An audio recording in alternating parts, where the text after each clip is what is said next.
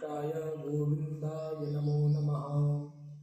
श्री सत्यनारायण कृत कथा अथ तृतीयोऽध्यायः। सूतवाच पुनरग्रे प्रवक्ष्यामि शृण्वध्वं मुनिसत्तमाः। पुरा चोल्कामुखो नाम नृपश्चासीन् महामतिः। जितेन्द्रियः सत्यवादी ययौ देवालयं प्रति।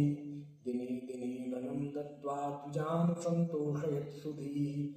भार्या तस्य प्रमुग्धा च सरोजवदना सती। भद्रशीला नदीतीरे सद्यस्य व्रतमाचरत्। एतस्मिन्नन्तरे तत्र साधुरेकः समागतः। वाणिज्यार्थं बहुधनैः रनेकैः परिपूरितः।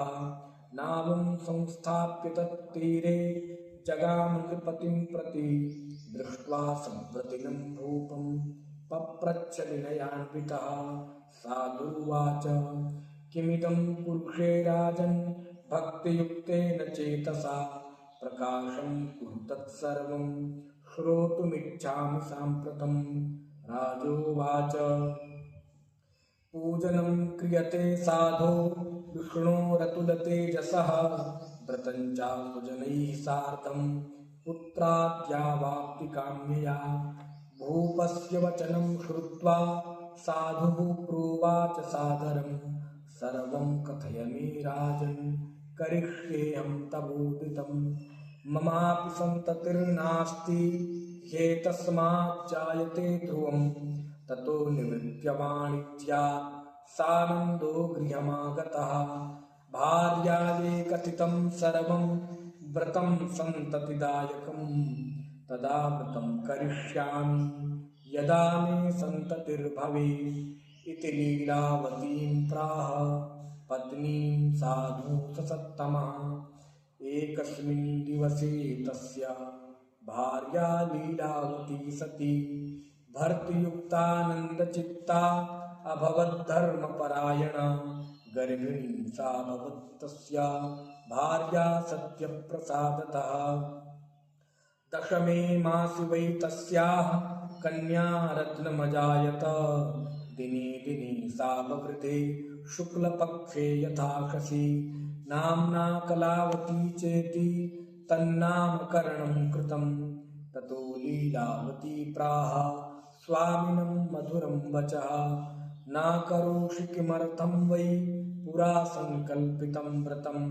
साधुवाच विवाहसमये त्वस्याः करिष्यामि व्रतं प्रिये। इति भार्यां क्षमाश्वास्य जगामनगरं प्रति। ततः कलावती कन्या ववृधे पितृवेश्मनि। दृष्ट्वा कन्यां ततः साधुर्नगरे सखिभिः सह। मन्त्रयित्वा तं दूतं प्रेषयामास धर्मवित्। विवाहार्थं च कन्याया वरं श्रेष्ठं विचारय। तेनाद्यन्तश्च दूतोऽसौ काञ्चनं नगरं ययौ। तस्मादेकं वणिक्पुत्रं समादायागतो हि सः। दृष्ट्वा तु सुन्दरं बालं वणिक्पुत्रं गुणान्वितं। ज्ञातिभिर्बन्धुभिः सार्धं परितुष्टेन चेतसा। दत्तवान् साधुपुत्राय कन्यां विधिविधानतः। ततो भाग्यवशात्तेन विस्मृतं व्रतमुत्तमं। विवाहसमये तस्यास्तेन रुष्टोऽभवत् प्रभुः। ततः कालेन नियतो निजकर्मविशारदः। वाणिज्यार्थं ततः शीघ्रं जामातृसहितो वणिक्। रत्नसारपुरे रम्ये गत्वा सिन्धुसमीपतः। वाणिज्यमकरोत् साधुर्जामात्रा श्रीमता सह। तौ गतौ नगरे रम्ये चन्द्रकेतोर्नृपस्य च। एतस्मिन्नेव काले तु सत्यनारायणः प्रभुः भ्रष्टप्रतिज्ञमालोक्य शापं तस्मै प्रदत्तवान्। दारुणं कठिनं चास्य महद्दुःखं भविष्यति। एकस्मिन् दिवसे राज्ञो धनमादाय तस्करः। तत्रैव चागतश्चौरो वणिजौ यत्र संस्थितौ। तत्पश्चाद्धावकान् दूतान् दृष्ट्वा भीतेन चेतसा धनं संस्थाप्य तत्रैव स तु शीघ्रमलक्षितः।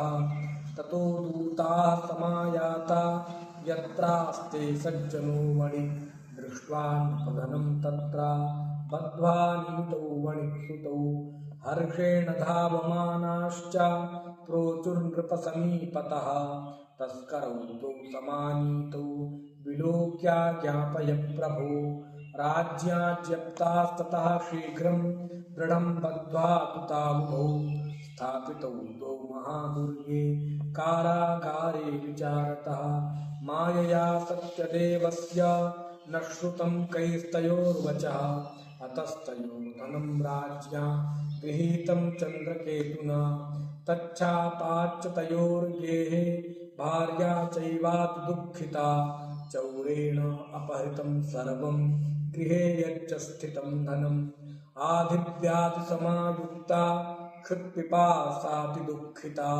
अन्नचिन्ता परा भूत्वा बभ्राम च गृहे गृहे कलावते तु कन्यापि बभ्राम प्रतिवासरम् एकस्मिन् दिवसे याता क्षुधार्ता द्विजमन्दिरम् गत्वा पश्यद्भृतं तत्र सत्यनारायणस्य च उपविश्य कथां श्रुत्वा वरं प्रार्थितवत्यपि प्रसादभक्षणं कृत्वा ययौ रात्रौ गृहं प्रति माता कलावतीं कन्यां कथयामास प्रेमतः पुत्री रात्रौ स्थिता कुत्र किं ते मनसि वर्तते कन्या कलावती प्राह मातरं प्रति सत्वरं द्विजालये व्रतं मातर्दृष्टं वाञ्छितसिद्धिदं तच्छ्रुत्वा कन्यका वाक्यं व्रतं कर्तुं समुद्यता सा मुदा तु वणिभार्या सत्यनारायणस्य च व्रतं चक्रे सैव साध्विः बन्धुभिः स्वजनैः सह भर्तृजा मातरौ क्षिप्रम् आगच्छेतां स्वमाश्रमम् अपराधं च मे भर्तुर्जामातु क्षन्तुमर्हसि व्रतेनानेन तुष्टोऽसौ सत्यनारायणः पुनः दर्शयामास स्वप्नं हि चन्द्रकेतुं नृपोत्तमं वन्दिनो मूचय प्रातर्वणिजो नृपसत्तमा देयं धनं च तत्सर्वं गृहीतं यत्त्वयाधुना नो चेत् त्वां नाशयिष्यामि सराज्यधनपुत्रकम् एवमाभाष्य राजानं ध्यानगम्यो भवत्प्रभुः ततः प्रभातसमये राजा च स्वजनैः सह उपविश्य सभामध्ये प्राह स्वप्नं जनं प्रति बद्धौ महाजनौ शीघ्रं मोचयद्वौ वणिक्सुतौ इति राज्ञो वचः श्रुत्वा मोचयित्वा महाजनौ समानीय नृपस्याग्रे प्राहुस्ते विनयान्विताः आनीतौ द्वौ वणिक्पुत्रौ मुक्तौ निगडबन्धनात् ततो महाजनौ नत्वा चन्द्रकेतुं नृपोत्तमं स्मरन्तौ पूर्ववृत्तान्तं नो चतुर्भयविह्वलौ राजा वणिक्सुतौ वीक्ष्य वचः प्रोवाच सादरम् दैवात् प्राप्तं महद्दुःखम् इदानीं नास्ति वै भयम् तदा निकटसंत्यागं क्षौरकरमाद्यकारयत् वस्त्रालङ्कारकं दत्त्वा परितोष्य नृपश्चतौ पुरस्कृत्य वणिक्पुत्रौ वचसा तोषयद्वृषम् पुरानीतं तु यद्द्रव्यं द्विगुणीकृत्य दत्तवान् प्रोवाच च ततो राजा गच्छ साधो निजाश्रमम् राजानं प्रणिपत्याह गन्तव्यं त्वत्प्रसादतः इत्युक्त्वा तौ महावैश्यौ जगमतुः स्वगृहं प्रति। श्रीस्कन्दपुराणे रेवाखण्डे श्रीसत्यनारायण व्रतकथायां तृतीयोत्सवः।